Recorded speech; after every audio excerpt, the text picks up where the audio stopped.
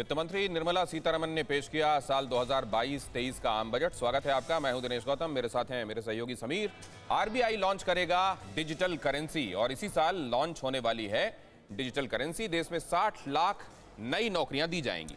बिल्कुल, और आज हम बड़े सवाल पर भी चर्चा कर रहे हैं क्योंकि हमने हेडर दिया है बूस्टर बजट 2022। क्योंकि जैसे कोरोना काल में हमने देखा, पहले वैक्सीन आई और फिर बूस्टर की जरूरत महसूस होने लगी, तो देश की इकोनॉमी को भी बूस्टर की जरूरत है, ये हर कोई महसूस कर रहा था। लेकिन वो बूस्टर डोज मिली है क्या देश की अर्थव्यवस्था को? इस बजट में जो घोषणाएं की गई हैं उसके बाद जनता जनार्दन के मनमानस में क्या बातें चल रही हैं, ये सारी चीजें आज हम आपके सामने रखेंगे।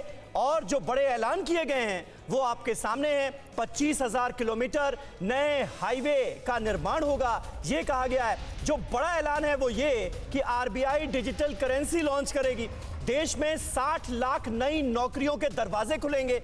इसी साल देश में 5G सेवाएं शुरू होंगी। तो ये बड़े ऐलान आज के आम बजट के रहे।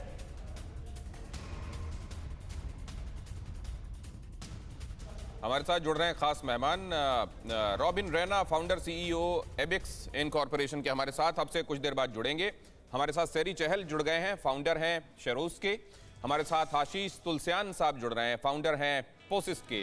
वैभव वर्धन, फाउंडर हैं इंक 42 के। रितेश मलिक जो कि फाउंडर हैं इनोवेट के और यथार्थ त्यागी ग्रुप डायरेक्टर यथार्थ हॉस्पिटल के। आप सभी का स्वागत करता हूं। और क्योंकि उद्यमियों की निगाह में ये बजट कैसा है ये हम समझने की कोशिश कर रहे हैं, त्यागी साहब आपसे शुरू करना चाहता हूं। कितना इम्पेटस मिलेगा इससे उन लोगों को जो खुद के बूते कुछ शुरू करना चाहते हैं? रितेश मलिक साहब के पास यही सवाल लेकर जाता हूं। रितेश मलिक जी, आपकी निगाह में बजट? देखिए, ये बजट बहुत ही ज्यादा सकारात्मक बजट मेरी दृष्टिकोण में है।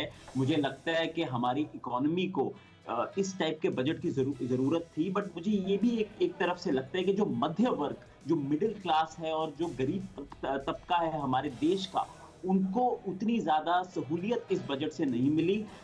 बजट में एक अच्छे बजट में अगर हम बात करें तो शॉर्ट टर्म और लॉन्ग टर्म दोनों ही मेजर्स दिए जाते हैं। इस बजट में शॉर्ट टर्म मेजर्स बहुत कम लिए गए हैं और लॉन्ग टर्म वादे ज्यादा हैं। इस बजट में डिजिटल थीम है और कैपेक्स स्पेंड थीम है। जरूर कैपेक्स स्पेंड से जो एम्प्लॉयमेंट है, रोजगार के अवसर बढ़ेंगे, लेकिन मुझे ये जरूर लगता है कि ये हम एक ऐसे मुकाम पे खड़े हैं। डिस्ट्रप्शन की वजह से, कोविड की वजह से, पैंडेमिक की वजह से इतनी सारी नौकरियां खाई गई हैं और हम कोविड को दो तरीके से वो करेंगे, कोविड पॉजिटिव इंडस्ट्रीज या Covid negative. Covid negative industries जैसे टूरिज्म, एंटरटेनमेंट, होटल, रेस्टोरेंट्स, बिल्कुल सबके लिए कोई सहूलियत नहीं आई। ठीक है। सैरी चहल हमारे साथ मौजूद हैं, फाउंडर हैं शेरोज की। सैरी, हमने देखा कोरोना काल में भारत की अर्थव्यवस्था को कितना डेंट हुआ। होटल इंडस्ट्री की बात कर लें, रेस्टोरेंट इंडस्ट्रीज की बात कर लें, जबरदस्त डेंट हुआ। क्या उस डेंट की भरपाई के आसार कहीं नजर आते हैं इस बजट में?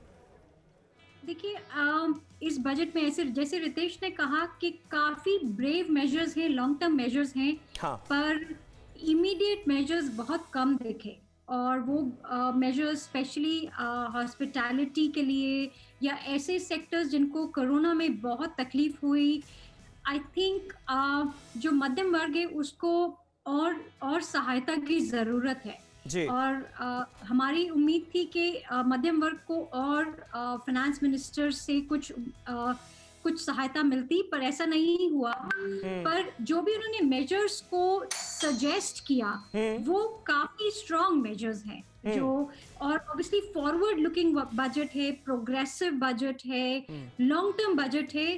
पर इंटरिम में आई थिंक बहुत सारे सेक्टर्स को इमीडिएट राहत की जरूरत है, जो हमें वो राहत नहीं मिली है, फौरी राहत नहीं मिली है, लेकिन फिर भी लॉन्ग टर्म बजट आप इसे मान रही हैं। यथार्थ त्यागी हमारे साथ मौजूद हैं, यथार्थ हॉस्पिटल के। यथार्थ जी, किस तरह से आप देखेंगे कोरोना काल में खास तौर पर हेल्थ सेक्टर में कहां कितनी खामियां हैं और इस सेक्टर को कितनी ज्यादा तवज्जो मिलनी चाहिए? ये हमें महसूस हुआ, बहुत सारे सबक दे गया कोरोना काल हमें। आज क्या वाकई हम सबक लेते हुए नजर आ रहे हैं? हेल्थ सेक्टर को जो तवज्जो मिलनी चाहिए वो मिलती हुई नजर आई क्या?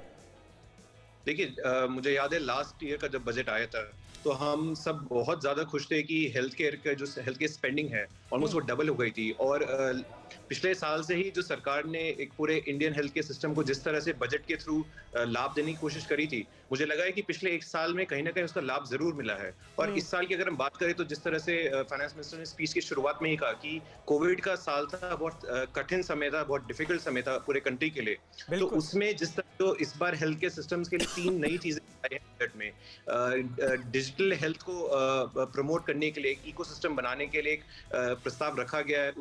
कोरोना धर्म नहीं देखता, जात नहीं देखता, अमीर गरीब ऊंच नीच नहीं देखता। कोरोना सिर्फ मौका देखता है, लेकिन आप उसे मौका मत दीजिए। बस इतना कीजिए, जब कभी दफ्तर से बाजार से घर लौटिए तो इतना ख्याल जरूर रखिए कहीं आपके साथ कोरोना आपके घर तो नहीं जा रहा।